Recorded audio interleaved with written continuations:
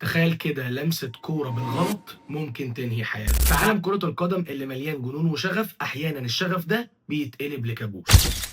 النهارده بقى هاحكي لكم واحدة من أبشع الحكايات في تاريخ المستطيل الأخضر، حكاية المدافع الكولومبي أندرياس اسكوبار اللي دفع حياته تمن لغلطة ما عملهاش أصلا، بس دفعها نتيجة التعصب الأعمى وكابوس المراهنات اللي مفيش منه مفر. فعايزك بقى تعمل لايك للفيديو وتجهز نفسك لقصة هتغير وجهة نظرك عن كرة القدم. سنة 1994 كولومبيا كانت بتعيش حلم كبير قوي في كرة القدم، منتخبهم كان مرشح بقوة إنه يكسب كأس العالم اللي كان في أمريكا، حلم كبير مستنيه كل واحد من جمهور كولومبيا. في لحظة واحدة بيتحول لكابوس، والكابوس ده بقى بدأ في الماتش المصيري ما بين كولومبيا وأمريكا في الدقيقة 35. اسكوبار كان بيحاول يقطع الكرة اللي معمولة عرضية على مرمى كولومبيا، ولكن بالغلط بيسجل هدف في مرماه، وبتنتهي المباراة بنتيجة هدفين مقابل هدف لصالح أمريكا. وهنا بقى كانت الصدمة اللي مفيش حد في الدنيا كان متوقعها. بعثة المنتخب رجعت لكولومبيا والجو كان فيه مشاحنات جامده قوي. بدات بقى رسائل التهديدات بالقتل توصل للاعيبه كولومبيا، خصوصا من العصابات الكولومبيه اللي خسرت مبالغ رهيبه في المراهنات. يوم 2 يوليو سنه 94 وبعد 10 ايام بس من الكابوس الكولومبي، اندرياس اسكوبار قرر انه يسهر في ملهى ليلي. خلص الراجل سهرته وطلع لقى قدامه 3 رجاله وواحده ست. حصل شد وجذب ما بين الاربعه دول مع اسكوبار،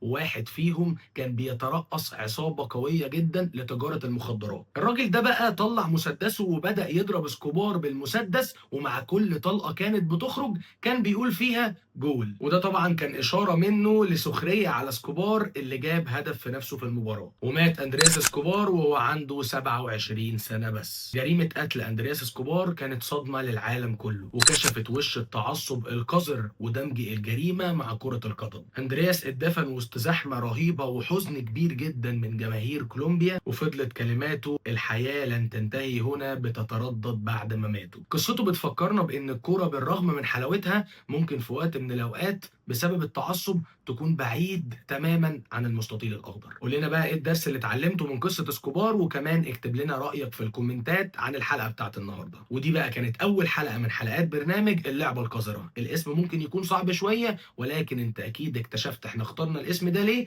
من أول حلقة اللي هي النهاردة. أنا أخوكم عبد الرحمن بكر، ودي قناة صايع كورة. دمتم في أمان الله، وأشوفكم على خير في حلقة جديدة من برنامج اللعبة القذرة، وسلام عليكم.